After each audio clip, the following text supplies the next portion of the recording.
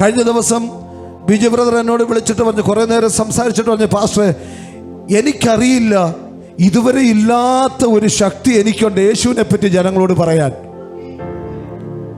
അദ്ദേഹം എന്നോട് പറയുകയാണ്, ഞാനിപ്പോൾ എല്ലാവരോടും നടന്ന് യേശുവിനെ പറ്റി പറയുക എന്ന് പറഞ്ഞാൽ മറ്റൊരു ദേശത്ത് എന്നല്ല യേശുവിനോട് പറയുന്നത്, താൻ ജനിച്ചു വളർന്ന കഴിഞ്ഞ കാലഘട്ടത്തിൽ ഞാൻ ആരാണെന്ന് അറിയാവുന്ന ജനത്തിൻ്റെ മുമ്പിൽ ചെന്ന് ഒരു മാനസാന്തരപ്പെട്ട ഒരു മനുഷ്യൻ ചെന്നിട്ട് അവരോട് യേശുവിനെ പറ്റി പറയുകയാണ്. അപ്പോൾ അവർക്കൊരു സംശയം, അന്നത്തെ ബിജുവാണോ ഈ സംസാരിക്കുന്നത്? ഹല്ലേലൂയ. അവർക്ക് പോലും അതിശയം ഉണ്ടാകത്തക്ക തരത്തിൽ ആ വ്യക്തിയിൽ കൂടെ ദൈവത്തിൻ്റെ ഇടപെടൽ നടന്നു. സ്തോത്രം, സ്തോത്രം. പക്ഷേ അദ്ദേഹത്തിനുണ്ടായ ഒരു വിഷമം, പാസ്റ്ററെ ഈ ശനിയാഴ്ചയും 2-3-4 പേര് വരാമെന്ന് പറഞ്ഞ് ഓക്കെ പറഞ്ഞതാണ്. എല്ലാം പറഞ്ഞ് 1 മണിക്കൂർ കഴിഞ്ഞപ്പോൾ വിളിച്ചു പറഞ്ഞു, ഞങ്ങൾക്ക് വരാൻ പറ്റത്തില്ല. അതെന്താ പാസ്റ്ററെ അങ്ങനെ? എനിക്ക് വലിയ വിഷമമുണ്ടായെന്ന്. ഞാൻ പറഞ്ഞു, സഹോദരൻ നീ വിഷമിക്കരുത്. 1000 പേരോട് പറഞ്ഞാൽ ഒരുവനായിരിക്കും കടന്നു വരുന്നത്. പക്ഷേ നിന്നെ ഏൽപ്പിച്ചിരിക്കുന്ന ദൗത്യം നീ ചെയ്യുക. നീ ക്രിസ്തുവിനെ പറ്റി പ്രസംഗിച്ചു കൊണ്ടേ ഇരിക്കുക.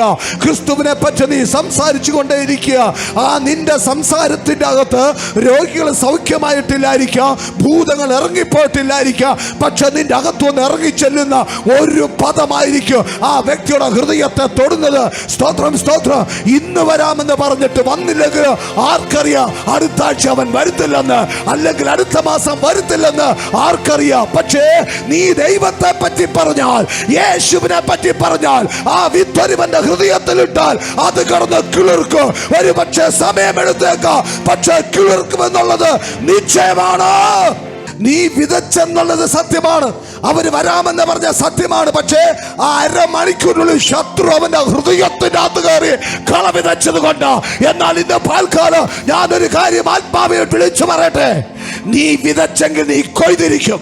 നീ ഒരുവനോട് ക്രിസ്തുവിനെ പറ്റി പറഞ്ഞിട്ടുണ്ടെങ്കിൽ ഇന്നല്ലെങ്കിൽ നാളെ അവൻ ദൈവസഭയ്ക്കകത്ത് കയറിയിരിക്കും. അത് നിശ്ചയമാ.